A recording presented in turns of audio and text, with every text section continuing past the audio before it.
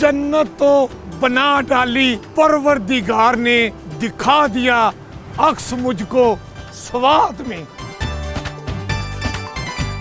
देखो पाकिस्तान प्रोग्राम में जो दिखाने जा रहा हूं वो शायद कुछ मुख्तलिफ होगा। बहरीन से लई कोट की इस वैली के बारे में बताया गया है कि यहाँ पर दो पुरअसरार किस्म के पत्थर हैं। इस रोड पर चलते हुए कुदरत के हसीन नज़ारे भी मिलते हैं और जदीद दौर की साइंसी इजादात भी मिलती हैं। दरिया के ऊपर चलने वाली जो डोली है वो एक गाड़ी के अगले टायर के साथ बांधकर उसकी मूवमेंट की जाती है। स्वात में तकरीबन पंजाब से 2 माह के बाद गंदम तैयार होती है, क्योंकि यहाँ पर वैसी गर्मी नहीं पड़ती जैसी पंजाब में होती है। ऐसे पौधे पे आ गया हूँ जिस पे लगता है पीच आरू की बारिश हुई है। अब मेरे पास एक ऐसा आरू है, मैं खाने लगा हूँ, यकीनन आपके मुंह में पानी आ जाएगा।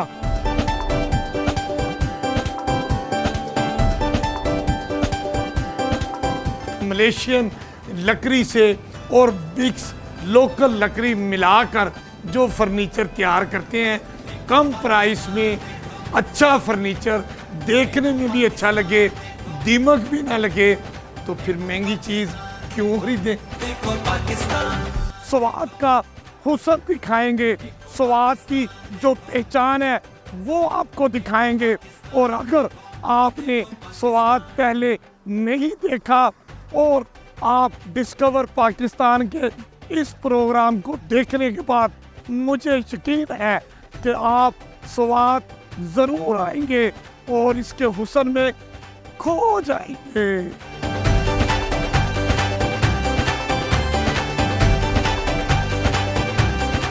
बहरीन से लई कोट की ये वैली आई है। मुझे इस वैली के बारे में बताया गया है कि यहाँ पर 2 पुरअसरार किस्म के पत्थर हैं, मतलब इतने ऊंचे पहाड़ के साथ जो मिट्टी और ये पत्थरों का एक संबंध है, उसके ऊपर 2 पत्थर अरसा दराज से यहाँ पर मौजूद है। और मुझे बताया गया है कि तकरीबन 400 साल से जायद अरसा हो गया है। ये पत्थर कहते हैं कि अपनी जगह पर ही मौजूद है। ज़लज़ले आए, तूफान आए, बारिशें हुई, जो कुछ भी हुआ, इवन लैंड स्लाइडिंग भी अक्सर होती रहती है, लेकिन ये बड़ा पत्थर और ये छोटा पत्थर, ये अजूबा ही है कि इसको आज तक नुकसान नहीं हुआ और ना ही अपनी जगह से हिला है। इन 2 अजूबे पत्थरों के बारे में मुकामी लोगों का क्या कहना है, हम उनसे बात करते हैं।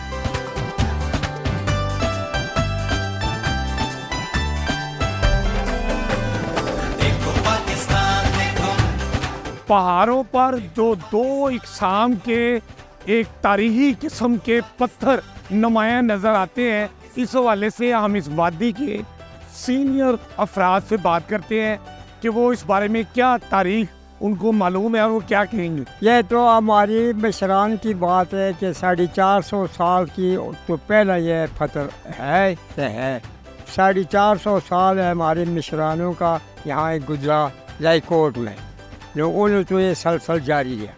अच्छा, तो ये पत्थर क्या है और क्या आप समझते हैं कि आज तक गिरा नहीं नीचे? नहीं गिरा अभी तक, ये सैलाब भी आया, जलजले भी हुए, अल्लाह ने नहीं गिराया ये खड़ा। अल्लाह का हुक्म ना हुआ तो ये नहीं गिरना, अल्लाह का हुक्म हो गया तो गिर जाएगी। तो आप क्या कहेंगे जी? ये पत्थर जो सामने आप देख रहे हैं, ये 400 साल से ये आ रहे हैं, मतलब एंसेंट से ये है, जब से हमारी ज़िंदगी है, ये हमारे बुज़ुर्ग है, इनकी ज़िंदगी है, तो वहाँ उससे भी पहले ये मौजूद है। और जब 2005 में जो अर्थक्वेक आया उसमें भी ये नहीं गिरे। उसके बाद 2010 वाला फ्लड आया, उसमें भी इसको कोई वो नहीं हुआ। बाद में 2022 में जो जरा सैलाब आया, उसमें भी इसको कोई नुकसान नहीं पहुंचा। और इसलिए कि जो ज़मीन जो जब फ्लड आता है ना, तो ज़मीन में वो पत्थर आती है, क्योंकि ज़मीन वाइब्रेशन करती है, तो उस वाइब्रेशन में भी ये नहीं गिरे, इनको कोई नुकसान नहीं पहुंचा। और एक बात आखिर में मैं शामिल करता हूँ, वो ये है कि हमारे कुछ बुज़ुर्गों से मैंने सुना है बहुत कि ये क़यामत के अलामात में से अलामात हैं कि जब क़यामत आएगी तो ये गिर पड़ेगी, ये पहाड़ टूट पड़ेगा।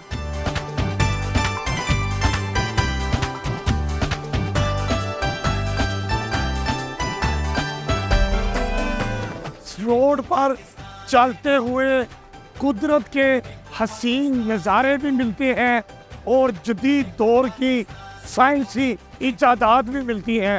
हाय हाय हाय हाय, कार के ज़रिए टोली चला रहे हैं, मतलब सड़क और पहाड़ के दरमियान भी जो दरियाए स्वात बह रहा है, उसके ऊपर टोली कैसे चलाई जा रही है, ये एक जुगाड़ कह सकता हूँ, लेकिन आप इसको हुनरमंदों की तकनीक भी कह सकते हैं। टोली, जिसे मिनी चेयर लिफ्ट भी कहते हैं, ये मुकामी तौर पर ही तैयार की जाती है।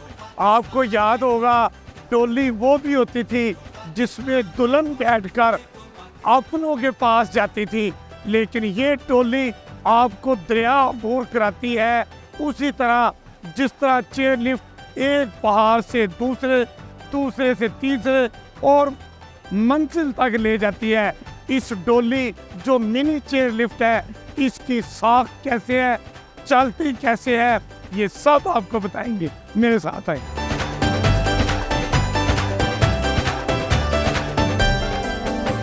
दरिया के ऊपर चलने वाली जो डोली है, वो एक गाड़ी के अगले टायर के साथ बांधकर उसकी मूवमेंट की जाती है।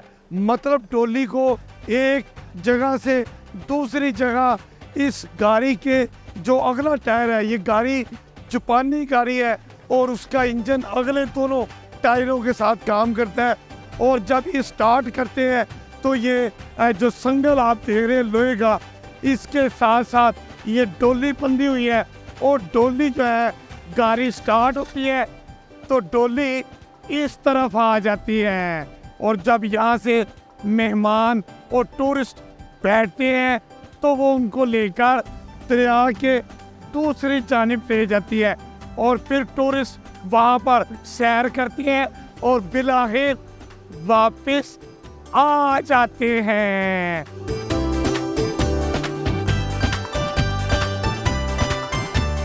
अच्छा, हम बात करते हैं डोली बनाने वाले जो यहाँ के मुकामी लोग, क्या नाम है जी आपका? वाजिद अली।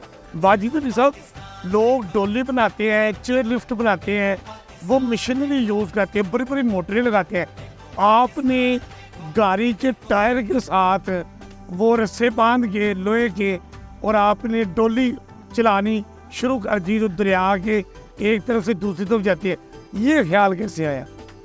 सर जी, पहले तो मैं आपको वेलकम करता हूँ अपने इस स्पॉट के आने से, आपके पूरा टीम को दिल से वेलकम करता हूँ। सर जी, यही है कि हमारा एक ये शौक़ था, ये मेहमान आते हैं दूर दूर से, और मेरा यही काम है सर, ब्रिज बनाना, चेयर लिफ्ट बनाना, जिप लाइन बनाना, स्काई लाइन बनाना। मैंने मेहमानों के लिए ये एक तोहफ़ा बनाया अपनी तरफ से। अच्छा, कि ये मेहमान इसको देखकर खुश हो जाएं, वरना ये इंजन के साथ भी चलते हैं, मोटरों के साथ भी चलते हैं।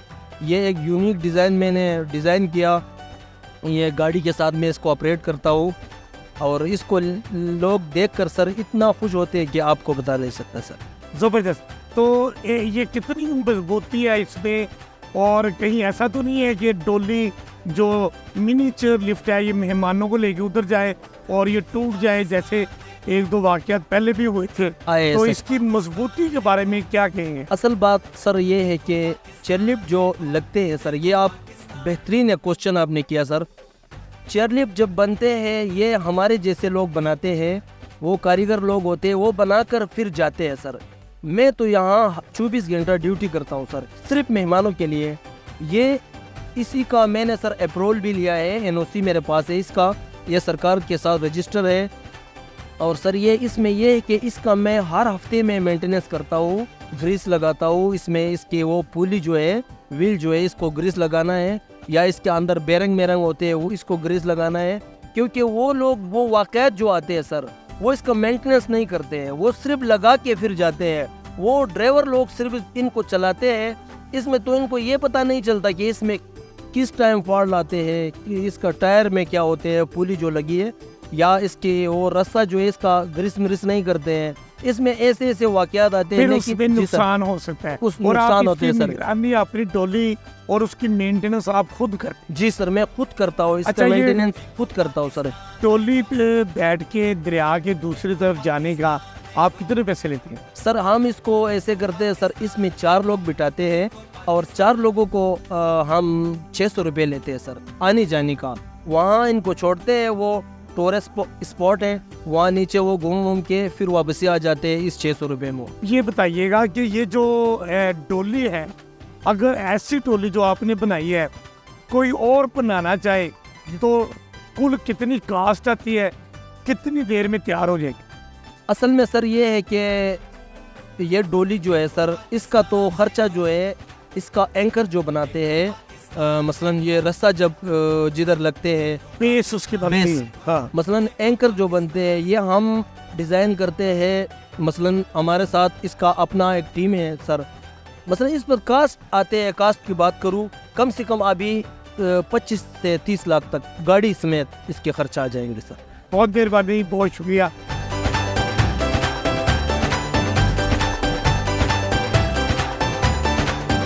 पंजाब में तो गंदम कब की आ चुकी। मैंने अपनी सालाना गंदम खरीद भी ली, उसकी सफाई सुथराई करा के उसको परोले में भी डाल दिया और फिर परोले से गंदम निकाल के चक्की पे ले जाके पिसवा के हाय हाय हाय हाय उसकी रोटियां भी खा चुका हूँ। लेकिन सवात में मैं आया हूँ, मैंने देखा जून का महीना आ गया है और अभी यहाँ पर फसलें मौजूद हैं, तो फिर मुझे याद आया कि पंजाब में तो ज़बरदस्त गर्मी पड़ती है, तो वहाँ गंदम पहले आ जाती है। और स्वात जो खैबर पख्तूनख्वा सूबे का एक ज़िला है, तो इस स्वात में तकरीबन पंजाब से 2 माह के बाद गंदम तैयार होती है, क्योंकि यहाँ पर वैसी गर्मी नहीं पड़ती जैसी पंजाब में होती है। हाय हाय हाय। लेकिन एक बात मैं बता दूं कि पंजाब की गंदम पंजाब की मुटियार की तरह और पंजाबी लोगों की तरह हाय हाय हाय इतनी जवान कद-आवर होती है। लेकिन यहाँ की गंदम देखें, छोटे कद की, जबरदस्त किस्म की। हाय हाय हाय हाय हाय हाय, क्या बात है।